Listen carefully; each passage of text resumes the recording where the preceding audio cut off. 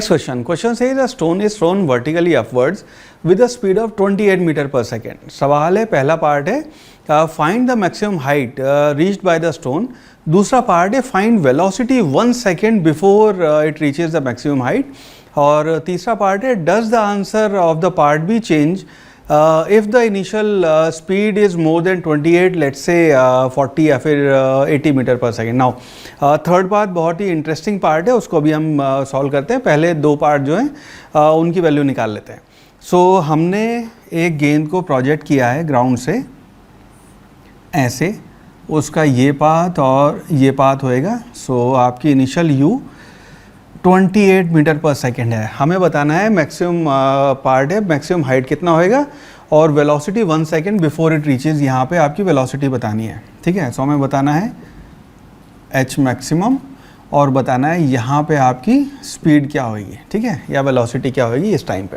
Right, सो आपकी H max के लिए हम डायरेक्ट फॉर्मूला यूज़ कर सकते हैं। सो थर्ड इक्वेशन से फॉर्मूला आ जाता है, H max will be equal to u square divide by 2g, u square यानी कि 28 multiplied by 28 divided by 2 multiplied by G यानी कि 9.8। इसे जब हम सॉल्व करेंगे तो ये आपका बन जाएगा 98 में 7 इंटू 7 छुपा हुआ है। सो इसको जब हम सॉल्व करेंगे तो इसकी जो अपनी वैल्यू है वो आ जाती है 40 मीटर्स। राइट, तो ये आपका 40 मीटर्स मैक्सिमम हाइट आ जाएगी। सेकंड पार्ट है, हमें बताना है वेलोसिटी 1 सेकेंड बिफोर टाइम, जो आपका मैक्सिमम हाइट रीच करने का टाइम है उससे 1 सेकेंड पहले। तो सबसे पहले तो काम करते हैं टी अप निकाल लेते हैं, तो ऊपर जाने का मैक्सिमम टाइम कितना होएगा, उसके लिए u बाई जी आप डायरेक्ट फॉर्मूला यूज़ कर सकते हैं। सो इसकी जो वैल्यू आ जाएगी this will be 28 divided by G, ये वैल्यू आ जाएगी। ठीक है, ये आपका ऊपर जाने का मैक्सिमम हाइट अचीव करने का टाइम हो गया। हमें बताना है v एट टी अप -1, इस टाइम पे हमें वेलोसिटी बतानी है, तो अपनी फर्स्ट इक्वेशन यूज़ कर लेते हैं। So v is equal to U plus 80, इसको जब हम यूज़ करेंगे सो यहाँ पे हम कह सकते हैं v will be equal to 28, ये आपकी वेलोसिटी, प्लस यहाँ पे आ जाएगा minus G multiplied by T की जो वैल्यू है that is 28 by G -1। So आपकी जो वैल्यू हो जाएगी, सो दिस विल बी 28, यहाँ पे आपका g कैंसिल हो जाएगा, सो -28, और इसकी जो वैल्यू आएगी ये आ जाएगी प्लस जी।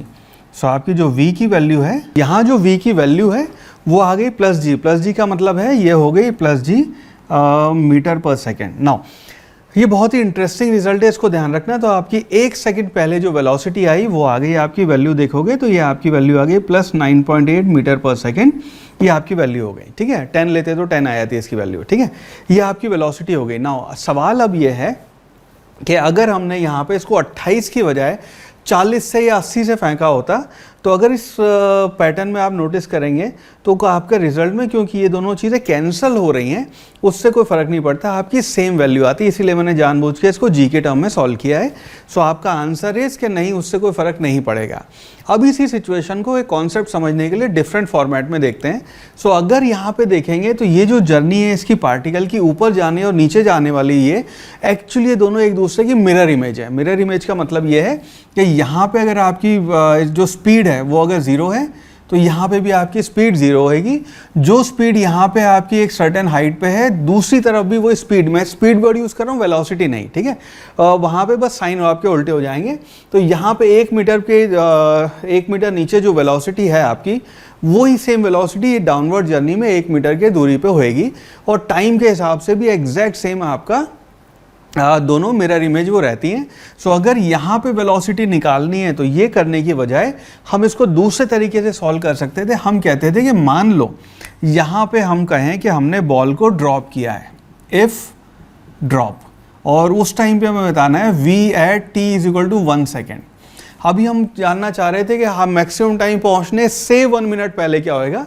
उसी की अगर हम बात करें ऊपर से नीचे आते हुए 1 सेकेंड बाद, ड्रॉप वाले केस में 1 सेकंड बाद वेलोसिटी कितनी होगी। So again first equation use करेंगे तो v is equal to U plus 80 से आप कह सकते हैं v will be equal to u यानी कि 0, और a की वैल्यू यहाँ पे आ गई आपकी minus G multiplied by t की वैल्यू हम 1 ले रहे हैं। सो v की वैल्यू जो आ गई वो माइनस जी आ गई। अगेन माइनस साइन ये बता रहा है नीचे की डायरेक्शन में, दैट्स इट। पर इसकी जो वैल्यू है मैग्नीट्यूड है, और ये जो मैग्नीट्यूड है एग्जैक्ट सेम आया है। ठीक है, यही सवाल अगर आपसे 2 सेकंड पहले पूछते तो भी आपका आंसर एग्जैक्ट सेम होता। ठीक है, प्रोवाइडेड टाइम आपका 2 सेकंड से ज़्यादा है। राइट, सो आपका आंसर नहीं बदलेगा वो इनिशियल वेलोसिटी चाहे कुछ भी हो।